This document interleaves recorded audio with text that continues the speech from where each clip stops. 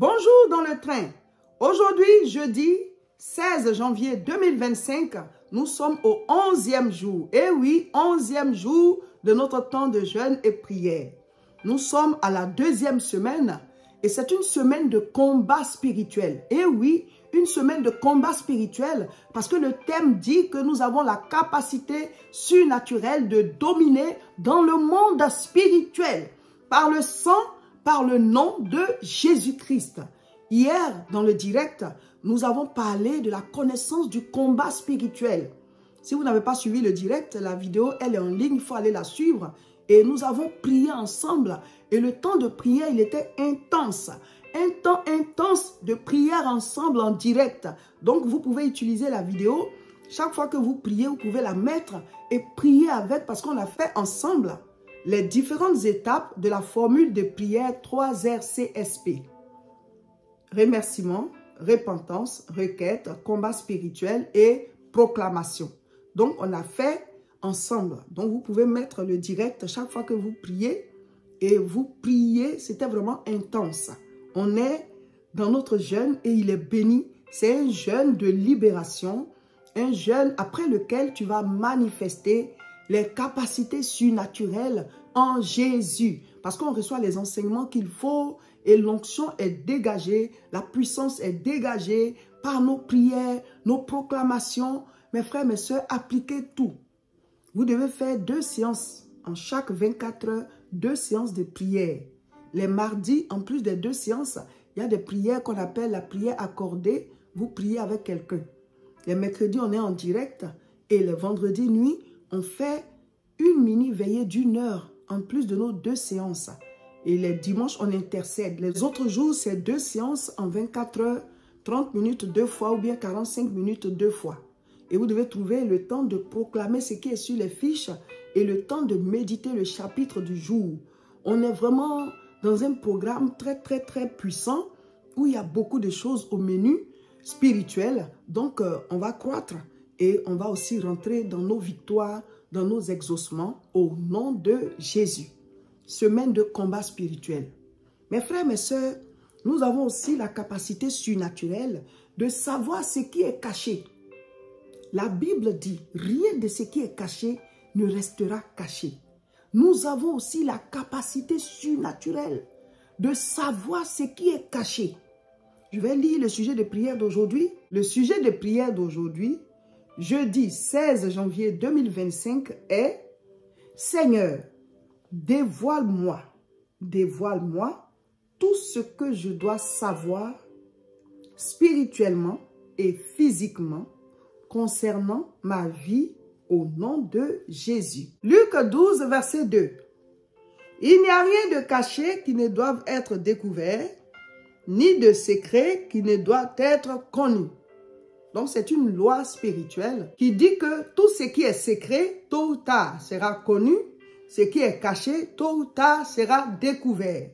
Donc, disons au Seigneur les informations nécessaires dont nous avons besoin pour évoluer, qu'il nous les dévoile. Ce qui nous empêche d'avancer, qu'il nous les dévoile. S'il y a des complots physiquement contre nous, qu'il nous les dévoile. S'il y a des autels sataniques qui réclament notre vie, dont on n'est pas informé, qu'il nous les dévoile. S'il y a des actes qu'on a posés sur notre chemin, qui nous bloquent et puis on ne sait pas, qu'il nous les dévoile. Si on a causé du tort à quelqu'un, et puis ce sont les paroles de ces personnes-là, ou alors parce que leur cœur gémisse contre nous, c'est ce qui fait le blocage de notre vie, que Dieu nous dévoile. Qu'il nous dise, Dieu, il va répondre. S'il n'y a rien, Dieu ne te montrera rien. Mais s'il y a quelque chose, il va te montrer. Il peut te montrer maintenant, comme il peut te montrer pendant le jeûne ou après le jeûne. C'est comme ça. Quand on prie pour le dévoilement, ce n'est pas sur le champ là qu'on voit. Souvent même, c'est dans la vie courante comme ça. Puis quelque chose se passe et puis tu te souviens de quelque chose ou bien tu comprends quelque chose. Et tu vois que là, il y a quelque chose à faire. Il y a un acte à poser, il y a une réparation à faire, il y a un pardon à demander ou alors il y a un combat spirituel à faire. Voilà. Donc, le dévoilement, on prie pour ça, hein. Mais Dieu répond au fur et à mesure. Maintenant, s'il n'y a pas quelque chose à nous dire, Dieu ne nous dira rien. Ou alors, il peut y avoir des choses, mais si ce n'est pas nécessaire, qu'on soit informé de cela, bah, Dieu ne nous dira pas. Amen. Donc, il y a des choses physiques, mais il y a aussi des choses spirituelles que Dieu nous dise. Et il y a aussi des choses qu'on doit faire. Voilà. On a des qualités, on a des talents. Il y a des choses même qu'on peut faire pour pouvoir réussir. Que Dieu nous les montre, qu'il nous les dévoile. S'il y a des voiles qui nous empêchent de voir notre gloire, que Dieu dévoile tout. On est dans le jeûne, on veut tout savoir. Père, dévoile-nous tout ce que nous devons savoir, spirituellement comme physiquement, qui nous concerne. Seigneur, dévoile, parle-nous, révèle-toi, agis, conduis nos vies au nom de Jésus. C'est ça, le sens du dévoilement. On a la capacité surnaturelle de savoir les choses cachées. Dieu, c'est ce dont on a besoin là. Dieu dit que nous avons cette capacité-là. C'est un pouvoir que nous avons de le savoir. Alors, ce genre de prière, quand on demande au Seigneur qu'on veut savoir tout ce qu'on doit savoir concernant notre vie de manière spirituelle et physique, quand on fait ce genre de prière, Dieu peut nous répondre maintenant, comme il peut nous répondre aussi, voilà, au fur et à mesure. S'il y a des choses que nous devons savoir pour nous permettre d'avancer, des choses que nous devons savoir pour pouvoir poser certains actes, s'il y a des secrets spirituels, s'il y a des vérités spirituelles et physiques, des choses qui concernent notre vie, dans tous les domaines, c'est une grande prière. C'est une grande prière. Seigneur, dis-moi, dévoile-moi des choses qui me concernent et que je dois savoir. Et qui relèvent du monde spirituel comme du monde physique. Parce que la Bible dit, par manque de connaissance, mon peuple périt. Il dit, vous connaîtrez la vérité et cette vérité-là vous affranchira. Il y a des choses peut-être qui nous concernent, qu'on doit savoir pour avancer vite. Ou alors pour les écarter, les enlever sur notre chemin. Il y a peut-être des choses que si on les sait, on pourra avancer vite. Ou alors, ce sont des blocages qu'on peut enlever de notre chemin pour aller plus vite. Mais s'il y a des choses que Dieu estime nécessaires, que nous sachions, qu'il nous les révèle. C'est une prière qui est très, très, très puissante. Parce que souvent, nous tombons dans des pièges. Ou bien, il y a des choses qu'on apprend plus tard. Et on se dit, si je l'avais su tôt. Et on se dit, oh, si j'avais cette information tôt, j'aurais pu, j'aurais su, j'aurais dû. On conjugue. Mais en fait, le temps est passé. Oh, Dieu, en général, à moins que ce soit par grâce, il ne répond pas à des questions qu'on n'a pas posées. C'est celui qui cherche qui trouve. Ce sont des lois. Dieu a établi le ciel, la terre, toutes choses à travers des lois, des principes, des ordonnances, des commandements. Donc, quand tu les découvres, toi, ça te guide. Donc, ces lois-là sont là. C'est celui qui cherche qui trouve. C'est celui qui demande, celui qui reçoit. C'est celui qui veut savoir qui va savoir. Donc, il est important que nous prions par la prière. Tu poses les actes physiques que tu dois poser. Et spirituellement, tu dégages des choses de ton chemin et tu avances. Seigneur, dévoile-moi tout ce que je dois savoir spirituellement et physiquement. Spirituellement et physiquement concernant ma vie. Alléluia. Aujourd'hui, là, priez comme ça. Ajoutez ça à vos 10 sujets. Que Dieu nous parle. Qu'il nous donne des révélations nous concernant. Qu'est-ce qu'on doit savoir pour avancer vite? Qu'est-ce qu'on doit savoir pour les enlever de nos vies, spirituellement et physiquement? Ou alors, quels sont les combats spirituels qu'on doit faire? Seigneur, dévoile tout. Nombre 23, verset 23.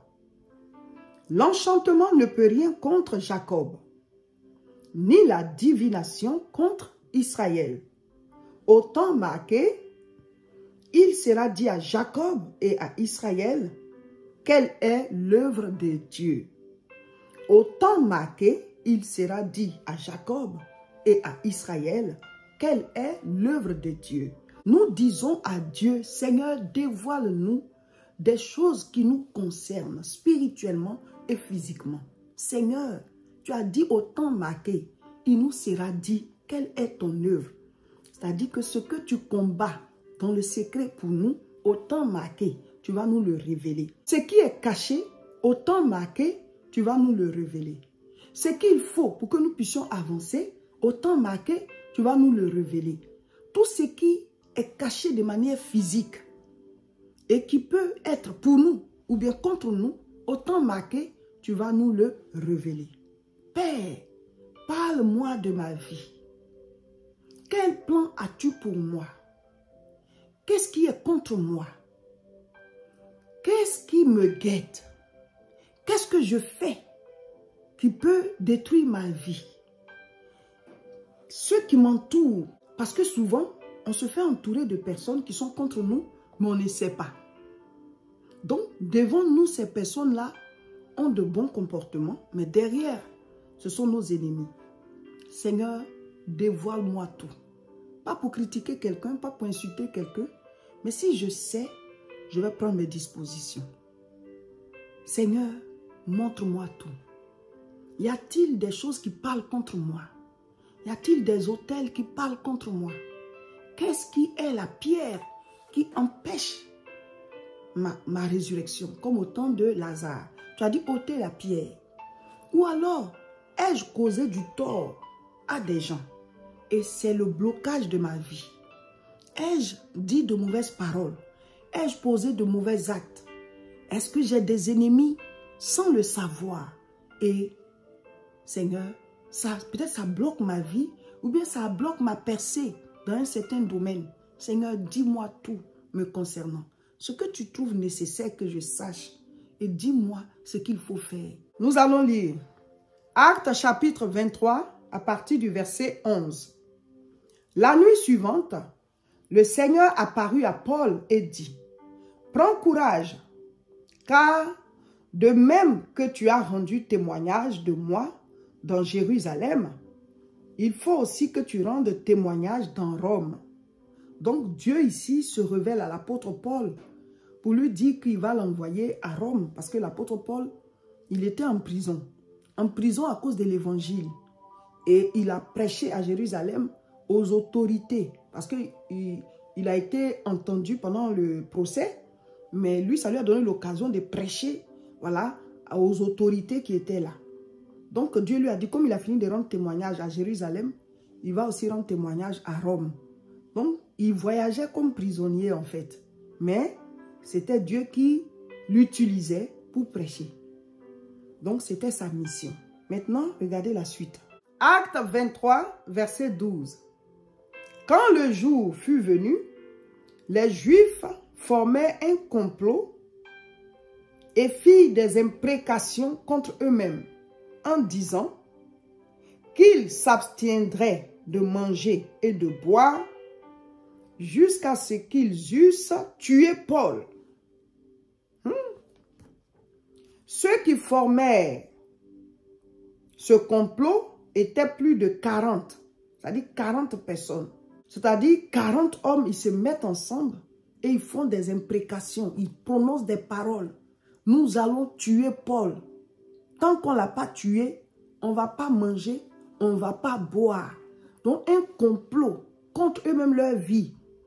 On ne mange pas, on ne boit pas tant qu'on n'a pas arraché la vie à l'apôtre Paul. Et Paul, lui, pendant ce temps, il est en prison, hein, mais il ne sait pas qu'il y a des gens qui sont en train de former un complot contre lui. Il était en prison, mais Dieu l'utilisait pour prêcher aux autorités de chaque ville où on l'écoutait pendant ses procès. Donc, c'est le Seigneur qui permettait qu'il soit en prison pour l'utiliser. Et lui, l'apôtre Paul, ça lui plaisait. C'était sa destinée. Il dit, malheur à moi si je ne prêche pas l'évangile. Donc, lui, quel que soit ce qu'il subit, ce n'était pas un problème pour lui, pourvu qu'il prêche l'évangile. Mais il y avait des complots. Les gens voulaient le tuer pour qu'il se taise et que l'évangile qu'il prêche ne soit plus prêché. Donc, lui, il ne savait pas. Donc, Dieu utilise maintenant quelqu'un pour venir dire à l'apôtre Paul le complot qui se fait, qui se préparait contre lui. Rien de ce qui est caché. ne doit rester caché. Acte 23, verset 16. Le fils de la sœur de Paul, ayant eu connaissance du guet-apens, alla dans la forteresse en informer Paul. Paul appela l'un des centeniers et dit, « Mène ce jeune homme vers le tribun, car il a quelque chose à lui rapporter. » Donc, quand les 40 hommes ont décidé de ne pas manger et boire jusqu'à ce qu'ils aient tué l'apôtre Paul, ils sont maintenant allés mettre leur plan en marche. Et le fils de la sœur, c'est-à-dire le neveu de Paul, le fils de sa sœur, il a eu vent de cela. Donc, il est allé là où l'apôtre Paul était en prison, là, pour aller lui dire ça. Que attention, pendant que les gens vont chercher à te transférer, il y a 40 hommes qui ont décidé de te tuer. Tant que tu ne meurs pas, eux, ils ne vont pas manger et boire. Donc, c'est pour dire que c'est un serment, ils se sont fait à eux-mêmes. Et donc, il allait dire ça à l'apôtre Paul, et l'apôtre Paul lui a dit, va voir le centenier. Il dit au centenier de le prendre, de l'emmener chez le tribun. Et après ça, le plan a été déjoué parce qu'ils ont transféré l'apôtre Paul, voilà, avant que les gens là ne sachent. Quand le neveu de l'apôtre Paul est allé donner l'information, alors le tribun, celui qui devait décider là, il a fait transférer l'apôtre Paul en pleine nuit dans une autre ville, là où devait aller trouver le gouverneur Félix. Alors que les gens là, ils étaient venus les voir pour dire que il faut le faire venir, il va encore se justifier au tribunal. Et donc, pendant qu'il allait être là-bas, eux, ils allaient le tuer. Mais la nuit, ils l'ont fait partir. Pourquoi? Parce que Dieu a permis que ce plan-là soit dévoilé. Dieu a permis que ce plan-là soit dévoilé. Je ne dis pas qu'il y a des complots contre vous. Hein. Ce n'est pas forcément des complots. Mais il peut y avoir des choses qui vous empêchent d'avancer, dont vous devez être informé.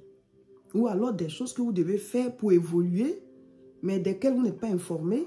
Si vous faites cette prière, les temps qui suivent, même si ce n'est pas forcément aujourd'hui, mais Dieu peut vous révéler beaucoup de choses qui vont vous faire décoller, qui vont vous faire avancer, qui vont vous faire poser les actes qu'il faut. C'est comme ça.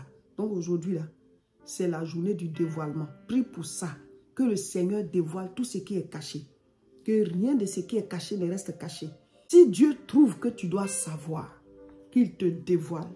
S'il trouve que tu dois savoir, qu'il te montre, qu'il te parle, qu'il te dirige, qu'il te dévoile. Qu'il te dévoile s'il y a des autels qui parlent contre toi. Qu'il te dévoile s'il y a des actes que tu dois poser. La journée du dévoilement, que le Seigneur nous parle au nom de Jésus. Amen. C'est ce samedi 18 janvier 2025, qu'il aura la première croisade de l'année 2025.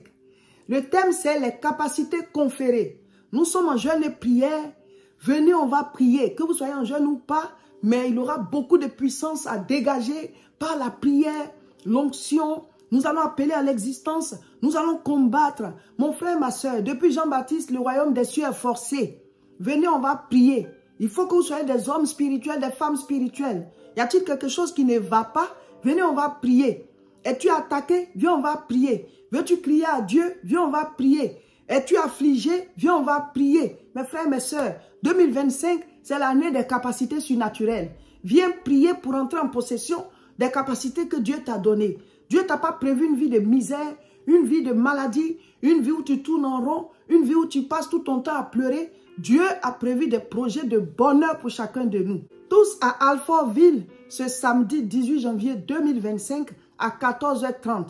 Voici l'adresse. 71 rue Étienne Dolé, 94 140 Alfortville, au bâtiment A6. Vous arrivez devant la cour, c'est une cour clôturée, vous rentrez par le portail, vous allez tout droit, ensuite à gauche, au bout, bâtiment A6, vous montez, c'est là-bas la croisade. Venez, venez, venez. Et vous qui n'êtes pas ici, vous allez suivre en direct sur nos différentes chaînes. Sur YouTube, c'est La Moisson TV. Sur Facebook, c'est Réseau International Richesse. Et sur Facebook encore, c'est Révérend Roger Seka. Mes frères, mes sœurs, notre jeûne est béni. Nous sommes dans la semaine du combat spirituel. Priez, priez, priez, combattez au nom puissant de Jésus. Abonnez-vous à nos différentes chaînes et partagez massivement la vidéo. Le jeûne là, c'est jusqu'à la gare. C'est jusqu'à la gare. Et la gare, c'est le dimanche 26 janvier 2025 à 18 h. Que Dieu vous bénisse.